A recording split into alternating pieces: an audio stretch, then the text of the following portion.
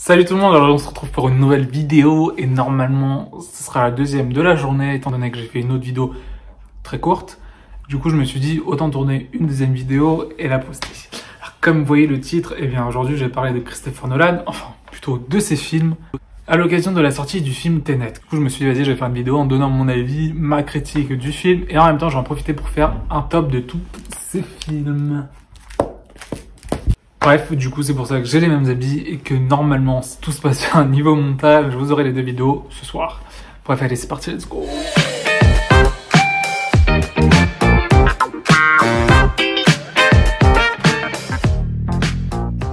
Bon, alors du coup, on va commencer par une critique, enfin mon avis du film Tenet que je peux aller voir, bien évidemment sans spoiler pour toutes les personnes qui ne l'ont pas encore vu.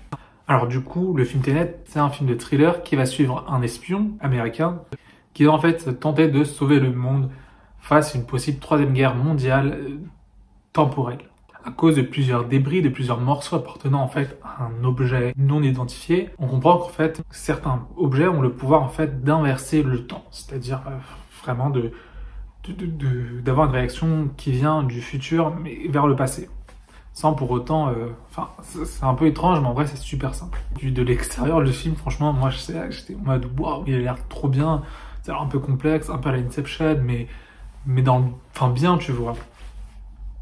Et ben, en fait, première chose que je me suis dit quand j'ai terminé le film, c'était tout ça pour ça. Le film, je trouve qu'il a trop d'ambition.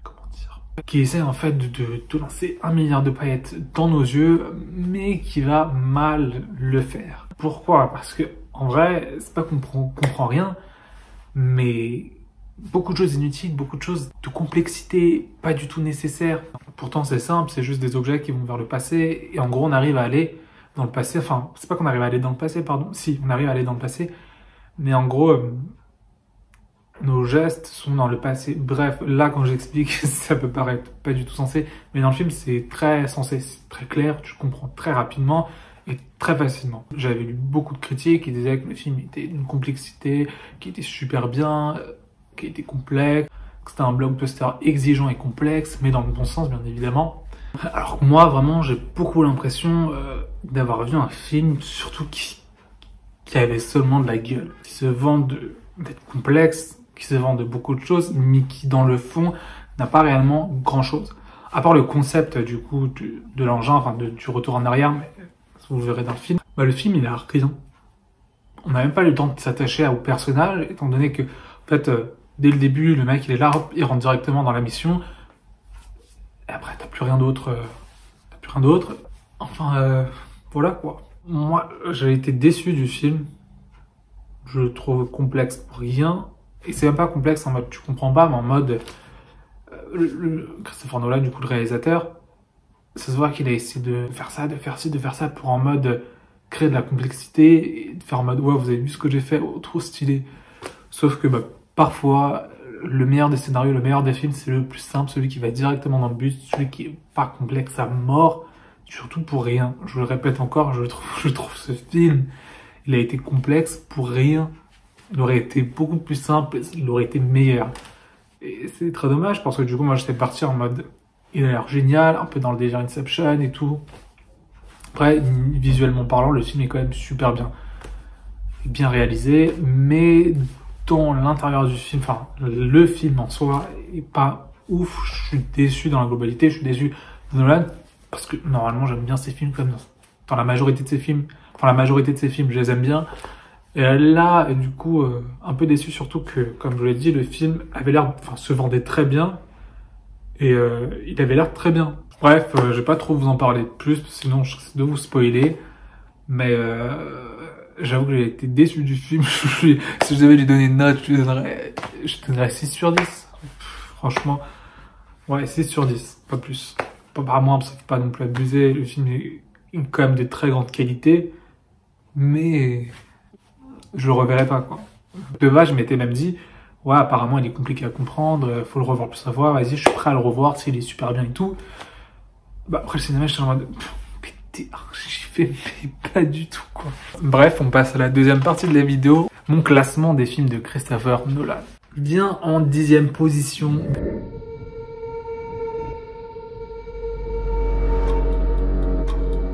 Dunkerque.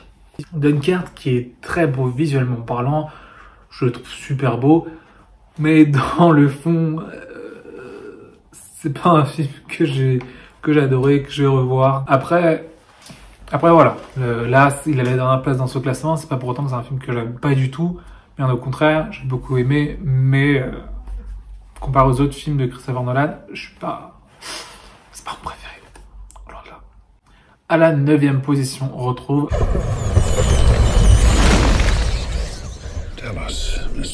Batman Begins, le premier volet de la trilogie de Christopher Nolan sur Batman.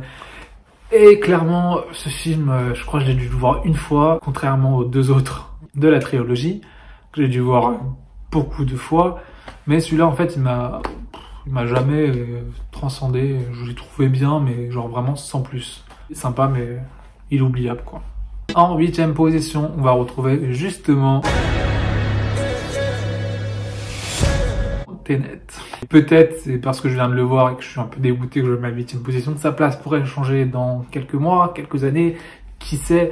Mais pour le moment, il est à la 8e position de mon classement des films de Christopher Nolan. À la 7e position, on retrouve... Nous devons commencer. La plupart des meurtres sont résolus s'ils sont traités dans les premières 72 heures. Dans les premières 48 heures. On a déjà une journée dans la vue. Mais est-ce si important? Insomnia, qui est quand même un film super bien, avec Al Pacino, Robin Williams et Hilary Swank. Je trouve d'ailleurs un peu ce côté par rapport aux autres films de Christopher Nolan. Après, peut-être parce qu'il est sorti en 2002, que c'est un film qui date et qu'il n'était pas vraiment connu à cette époque-là, mais je le trouve quand même bien et je comprends pas... Enfin, chaque très belle personne l'a vu, je crois, ce film. En tout cas, j'en ai jamais entendu quelqu'un parler. Pourtant, il est quand même bien. À la 6e place, on retrouve le film... Je vous ai sûrement déjà parlé de mon état. À chaque fois qu'on se revoit, oui. Depuis ma blessure, je mémorise plus rien. Tout s'efface au fur et à mesure. Amnésie? Non, c'est pas de l'amnésie, j'ai perdu la mémoire immédiate. Si notre conversation se prolonge, j'aurais bientôt oublié comment elle a débuté. Et quand nous nous reverrons, j'aurai plus aucun souvenir. Memento. Alors, en vrai, j'hésitais entre Insomnia et Memento à quelle place je le plaçais, mais je pense que Memento, comme c'est un des premiers films de Christopher Nolan que j'ai vu, tellement à l'ancienne que je savais même pas si c'était écrit Christopher Nolan, enfin, personne ne le connaissait. Enfin, moi, je le connaissais pas en tout cas. Et je pense du coup un peu la nostalgie, elle a fait qu'il a gagné une place, mais en vrai, entre Insomnia et Memento, je sais pas trop lequel placer où, mais ça reste un très bon thriller qui joue en fait avec la mémoire et avec l'amnésie d'une personne, enfin du personnage principal. Super bien, c'est super bien amené et le scénario il est vraiment super bien. On passe au top 5. Et là, du coup, je vais un peu plus parler des films. En 5e position, on a Batman Dark Knight Rises. Beaucoup de personnes n'aiment pas ce film. Je ne sais pas pourquoi. Moi, je l'aime bien. C'est pas la... T'as compris.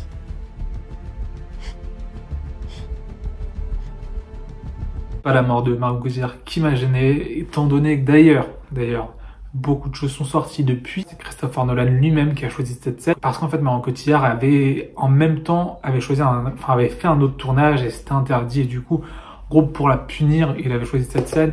Et dans tous les cas, ton actrice, elle peut faire des scènes. Enfin, tu tournes 15 fois la même scène. Elle peut faire des fois où c'est mal fait. Toi, tu choisis cette scène, c'est ton problème. Et Marion Cotillard a beaucoup été critiquée par rapport à cette scène. Et voilà. D'ailleurs, apparemment, je crois que Christopher Nolan est assez dur comme réalisateur. Un comportement que je ne cautionne pas. Et c'est pour ça que c'est pas mon réalisateur préféré, mais c'est un de mes réalisateurs préférés quand même. Parce qu'il a du talent. À la 4e position, on retrouve... Avant, quand on levait les yeux vers le ciel, on s'interrogeait sur notre place parmi les étoiles. Là, on fait que baisser les yeux et se soucier de notre place dans la poussière. Interstellar. Un film, contrairement à la majorité des films de Christopher Nolan, qui est très émouvant. Et je trouve ça un peu surprenant, enfin pas surprenant, mais en vrai quand on y repense, c'est vrai que tous les films de Christopher Nolan ne sont pas très émouvants. Enfin, la majorité en fait sont pas très émouvants, surtout ceux qu'il a lui-même écrits, par exemple Dunkerque et Tenet, sont loin d'humaniser, enfin pas d'humaniser, mais sont loin d'avoir la place des sentiments entre les personnages au cœur du film. Là, dans ce film-là, c'est un peu tout le contraire, surtout la fin. Et je trouve ça vraiment... En vrai, il est super bien ce film. Surtout par rapport aux films sur l'espace qui sont pas forcément bien réussis la plupart du temps. Enfin, pas bien réussi, mais moi, j'y accroche pas trop. Le scénario est super bien. Voilà. En troisième position, on retrouve... Qu'y a-t-il de plus résistant comme parasite? Une idée. Une simple idée sortie de l'esprit humain est capable d'ériger des villes. Inception. Alors, là, juste pour vous dire, les 3 films sont dans mes 3 films préférés. Vraiment, ils doivent être dans mon top 10 de mes 3 films préférés ever. Donc du coup, vraiment, en vrai, je les classe 3, 2, 1, mais en vrai, leurs places, elles sont égales limite. Mais voilà, Inception, je crois que j'ai même pas besoin de parler. J'adore ce film, les acteurs sont géniaux, la réalisation est juste dingue. D'ailleurs, je crois que même en vrai, vraiment juste niveau réalisation, je pense même qu'il mérite la première place. Le film est dingue, la première fois que j'ai vu c'était une claque, la deuxième fois que j'ai vu c'était une autre claque, la troisième fois que j'ai vu c'était une autre claque, et ainsi de suite. Et en deuxième position, on retrouve... Alors, qu'est-ce que vous proposez? C'est très simple. Tuer le Batman. Cette ville mérite une criminalité de premier ordre. Et je vais la lui offrir. Non! Bien évidemment, Dark Knight. Déjà, Batman, c'était mon héros préféré. Mais Batman, j'ai vraiment adoré quand j'étais plus jeune. Enfin, je parle, on dirait, j'ai 50 ans. Non, j'ai 24 ans. J'ai seulement 24 ans. C'est dommage, j'ai adoré. Et cette trilogie, je crois, je trouve que c'est la meilleure trilogie de super-héros, tout confondu. Et notamment grâce à ce film. C'est même le meilleur film de super-héros que j'ai jamais vu. Devant les Avengers, devant les Captain America, qui sont mes préférés aussi. Devant la trilogie de Spider-Man aussi. Même si elles sont excellentes, cette trilogie, la trilogie de Batman, enfin, ce film Batman, il est vraiment déclassé pour moi. Vraiment. Et c'est comme ça qu'on se trouve à la première place avec le film Tire sur moi. Non, je ne peux pas, non. Mais comment tu fais ça? Magie. La façon dont je vais exécuter ce tour n'existe nulle part au monde. Le public a adoré. C'est un tour épatant. Un vrai magicien essaie d'inventer quelque chose de nouveau, qui fera que les autres magiciens s'arracheront les cheveux. Je suppose que toi, tu as ce genre de tour. Sans aucun doute. Celui qui me rendra légendaire. Que s'est-il passé? C'était le meilleur tour que j'ai jamais vu. Il faut que je sache comment il fait. Il n'y a pas de truc. Tout est réel. Tout grand tour de magie comporte 3 actes. Le premier s'appelle la promesse. Le magicien vous présente quelque chose d'ordinaire qui est bien sûr loin de l'être.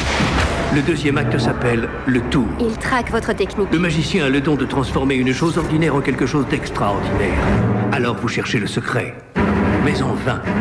C'est pourquoi il existe un 3e acte, le prestige. C'est celui des rebondissements imprévus, des choses que vous n'avez jamais vues.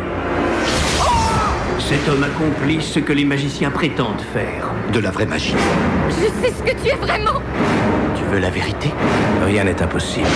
Abracadabra. Assez de secrets. Les secrets sont ma vie.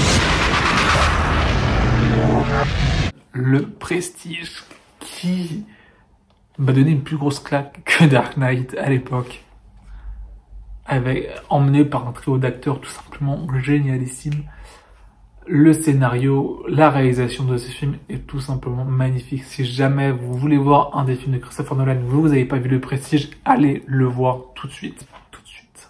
Je ne sais pas quoi dire de plus, étant donné que ce film je le trouve génialissime et que j'ai rien d'autre à dire à part allez le voir si vous ne l'avez pas encore vu, qu'il est génial, tout simplement.